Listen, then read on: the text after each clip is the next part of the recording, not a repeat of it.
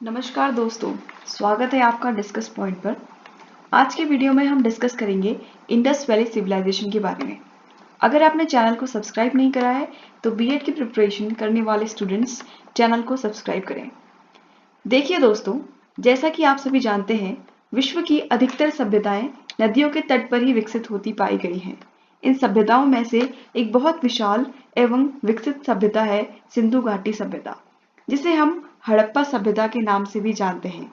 तो चलिए दोस्तों, ले चलते हैं आपको सिंधु घाटी सभ्यता के डिस्कशन की ओर। सिंधु घाटी सभ्यता की शुरुआत लगभग 2500 ईस्वी पूर्व हुई थी। भारत में सिंधु घाटी सभ्यता पहली नगरीय सभ्यता थी। खुदाई में प्राप्त अवशेषों से पता चलता है कि इस सभ्यता के लोगों की सोच अत्यंत विकसित थी। खुदान में मिले शहरों में बने मकानों से पता चलता है कि इतने पुराने समय में भी लोगों को वास्तुशास्त्र का ज्ञान था। वहां के नगरों को बनाने में ग्रिड प्रणाली का प्रयोग किया जाता था तथा मकानों में उपयोग होने वाली ईंटें भी बहुत अच्छी प्रकार की होती थी। यहाँ के ज्यादातर मकान के पास व्यक्तिगत कुएं पाए जाते थे।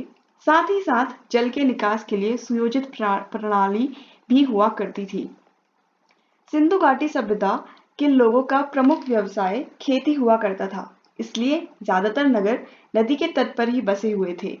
उस समय लोग गेहूं, राई, मटर, तिल जैसे अनाजों की खेती करना जानते थे तथा कपास की खेती सर्वप्रथम लोथल के लोगों द्वारा ही की गई थी। खुदान में मिली कलाकृतियों, मुद्राओं, मिट्टी के बर्तनों तथा आभूषणों से यह प्रतीत होता है कि हड़प्पा सभ्यता के लोगों की कला में अत्यंत रुचि रही होगी। कलाकृतियों एवं मुद्राओं मुख्यतः सोने तथा चांदी की बनाई जाती थी। प्रथम बार कांस्य के प्रयोग के कारण इसे कांस्य युग भी कहा जाता है। उस समय लोग लोहे के प्रयोग से अनभिज्ञ थे। सिंधु सभ्यता के लोग व्यापार के लिए इन्हीं मुद्राओं का प्रयोग करते थे। इसके साथ ही यहाँ पर वस्तु विनिमय प्रणाली या बार्टर सिस्टम के द्वारा भी लेन देन हुआ करता था। सिंधु घाटी सभ्यता की अर्थव्यवस्था काफी समृद्ध हुआ करती थी। मोहनजोदारो इस सभ्यता के सबसे समृद्ध नगरों में से एक था। इस समय के लोग धार्मिक प्रवृत्ति के हुआ करते थे। खुदान में मिली पशुपति की मोहरें, मदर गॉडेस की मूर्ति तथा यज्ञ की वेदियां इनकी आस्था का उदाहरण देती हैं। यहाँ पेड़ जैसे पीपल तथा पशु पक्षियों को भी महत्व दिया जाता था तथा पूजा की जाती थी। दोस्तों, हड़प्पा सभ्यता के विस्तार की बातें करें तो लगभग 13 लाख वर्ग किलोमीटर के त्रिभुजाकार क्षेत्र में फैली हुई थी। उत्तर में मांडा, जम्मू कश्मीर, दक्षिण में दैमाबाद महाराष्ट्र, पूर्व में आलमगीरपुर उत्तर प्रदेश तथा पश्चिम में सुख्तगेंडोर पाकिस्तान तक फैली हुई थी। चलिए दोस्तों, अब हम बात करते हैं उन नगरों की जो हमें खुदान में मिले थे। इसमें से ज्यादातर जगह आज पाकिस्तान में स्थित हैं, जैसे कि हड़प्पा, मोहनजोदारो, चाहुंदरो आदि। मोहनजोदारो इस सभ्यता के सबसे बड़े नगरों में से एक था, जो कि आज पाकिस्तान में स्थित है।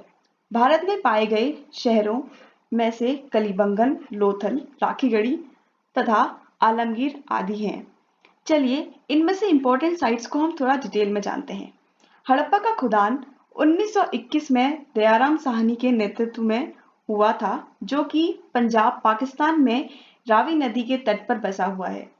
यहाँ से हमें एक विशाल अन्नागार, गॉडेस की मुद्राएं, पेंटेड पोट्री आदि फाइंडिंग्स मिली थी।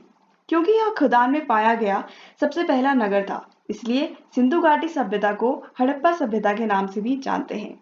मोहनजोदारो, जिसका अर्थ है मृतकों का टीला, इस शहर में खनन 1922 में आर.डी. बनर्जी के नेतृत्व में हुआ था। यह नगर सिंधु नदी के तट पर स्थित है, जो कि अब पाकिस्तान में है।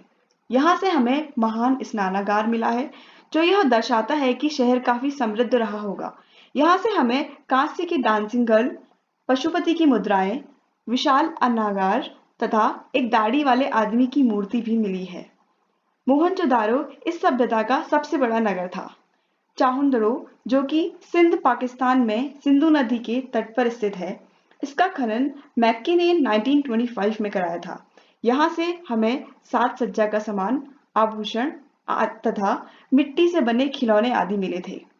यह तीनों नगर हड़प्पा, मोहनजोदारो, चाहुंडरो आज के समय में पाकिस्तान में स्थित हैं।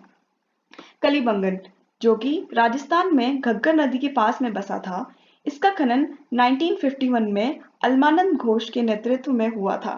यहाँ से हमें मेसोपोटामियन की सिलेंड्रिकल मुद्राएं मिली थी, जो यह दर्शाती हैं कि इस सभ्यता के लोगों का व्यापार मेसोपोटामिया के लोगों के साथ भी हुआ करता था और यहाँ से बच्चों के खेलने के खिलौने तथा यज्ञ की वेदियां भी मिली थी। लोथल का खनन एस.आर. राव के नेतृत्व में 1954 में हुआ था। यह नगर गुजरात की भोगवा नदी के तट पर स्थित है।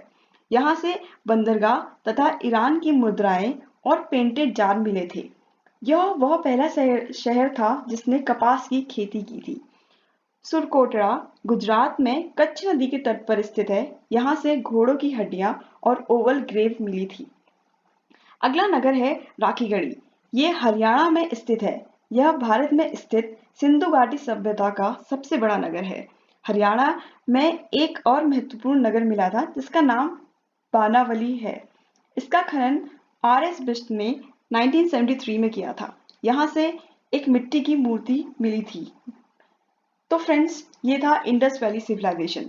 अब नेक्स्ट वीडियो में इस टॉपिक से रिलेटेड प्रीवियस ईयर क्वेश्चंस करेंगे। फ्रेंड्स, अगर आपको वीडियो पसंद आया हो तो लाइक, शेयर और सब्सक्राइब करना ना भूलें। Thank you.